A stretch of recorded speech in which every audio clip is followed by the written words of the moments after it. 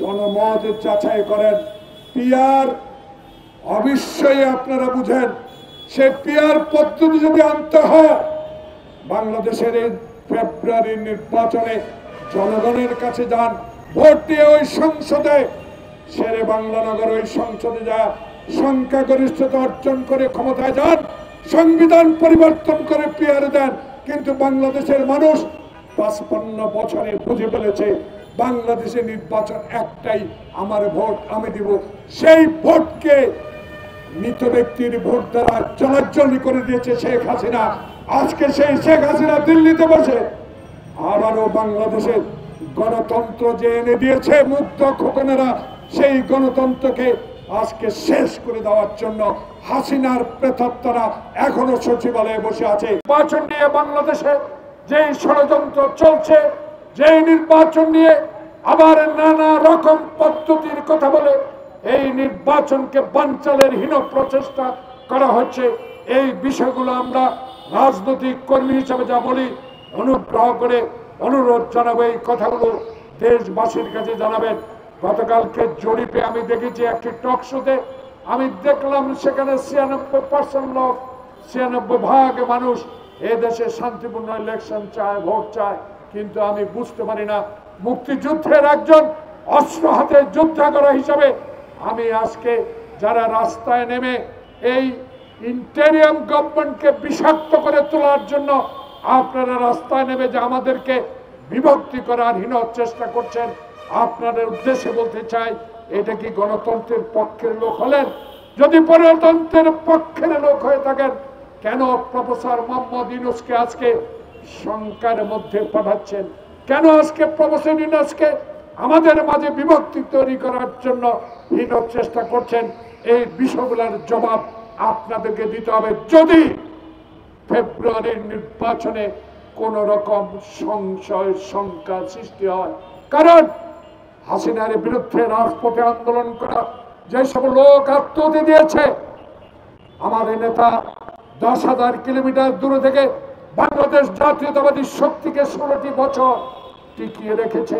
সেই ১৬ বছরের আমাদের অনেক মায়ের বুক খালি করা হয়েছে, অনেককে আয়না ঘরে নিয়ে মাসের পর মাস অত্যাচার করা হয়েছে, অনেককে আমরা দেখেছি এক জেলা থেকে অন্য জেলা গিয়ে রিক্সা চালিয়ে জীবন ধারণ করতে হয়েছে। সেই ভাইদের কথা স্মরণ করে অনুগ্রহ করে আগামী ফেব্রুয়ারির নির্বাচনকে শঙ্কা মুক্ত করুন, শঙ্কার দিকে ঠেলে দেবেন না।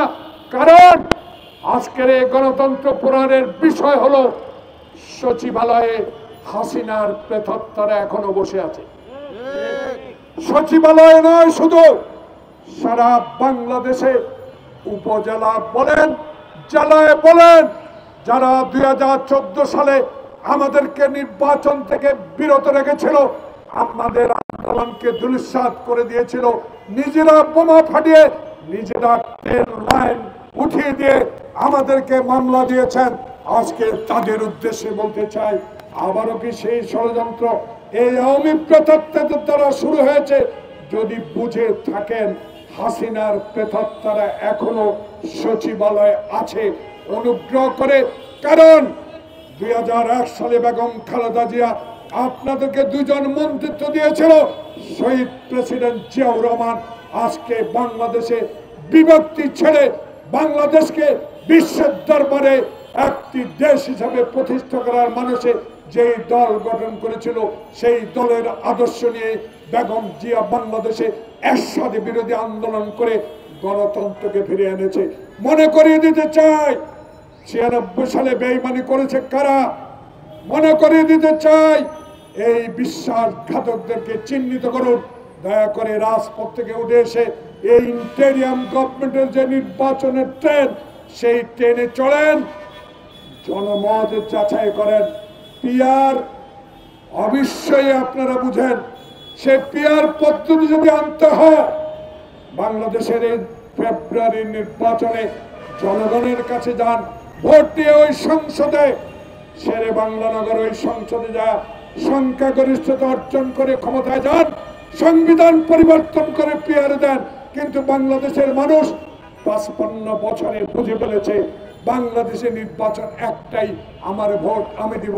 সেই ভোটকে মৃত ব্যক্তির ভোট দ্বারা জলাজ্জলি করে দিয়েছে শেখ হাসিনা।